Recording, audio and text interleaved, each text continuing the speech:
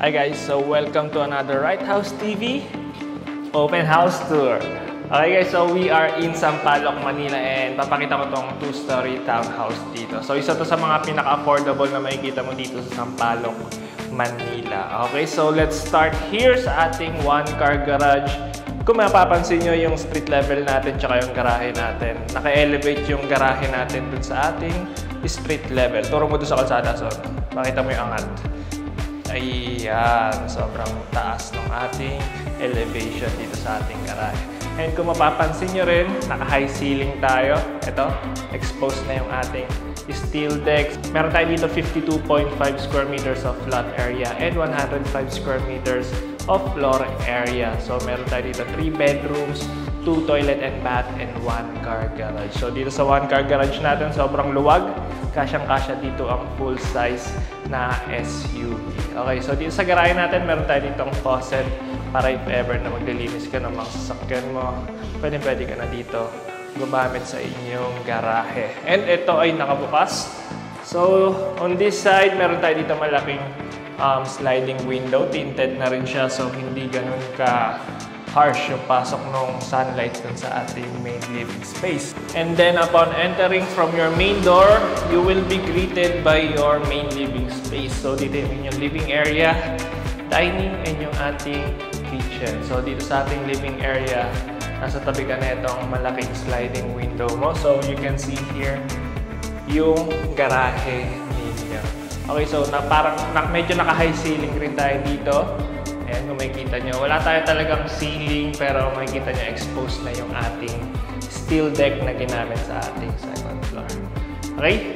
So, living area, dining, sabay dito meron kang space dito sa ilalim ng yung staircase. And then dito is yung inyong kitchen. So, meron tayo ditong single sink and meron rin tayo ditong cupboards. Okay, so dito yung magiging spot ng inyong cooktop. And then on this side, kulay blue, ginawa nilang kulay blue. So dito yung inyong pinaka-airwell and laundry area and service area. Okay? Sabay dito sa kaliwa is meron tayo ditong toilet and bath. Yan.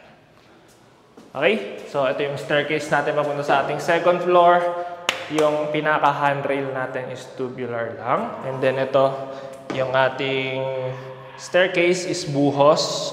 So, same yung tiles na itong ating hagdan dun sa ating garahe. Okay? So, okay na tayo sa ating second floor dun sa ating mga bedrooms. Tara! So, dito sa ating third floor, dito sa ating second floor, meron tayo ditong 3 bedroom.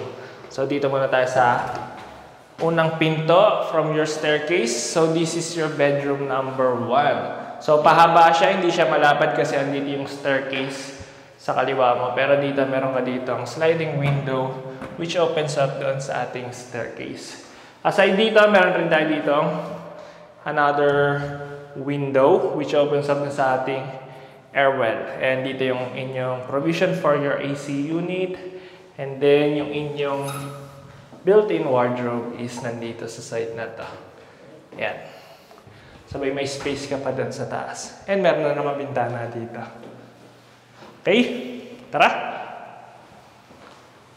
Now, sa tabi ng inyong bedroom number 1 is yung inyong bedroom number 2. So, on this side, so dito wala dito ang pinaka-ventilation. So, ito yung pinaka-source of ventilation mo na talaga. Itong sliding window na to which opens up dun sa ating hallway dito sa second floor. So, perfect dito kung maglalagay ka dito ng split type AC unit. So, dito pwede mo itong gawing office area or office room, lalagay ka ng table dito. Or pwede mo rin gawin tong loft type na bed design. So, nandito yung inyong kama, sabay may space ka pa dito sa baba. Perfect to for kids or pwedeng gawin rin tong office room. Okay? Now, sa tabi ng inyong bedroom number 2 and yung inyong master bedroom, meron tayo ditong common toilet and bath. Ayan. Meron tayo dyan marble design yung ating walls. And sobrang maaliwalas dito sa inyong bedroom. Dito sa inyong toilet and bath. Okay? Tagal kasi natin napahinga eh. No?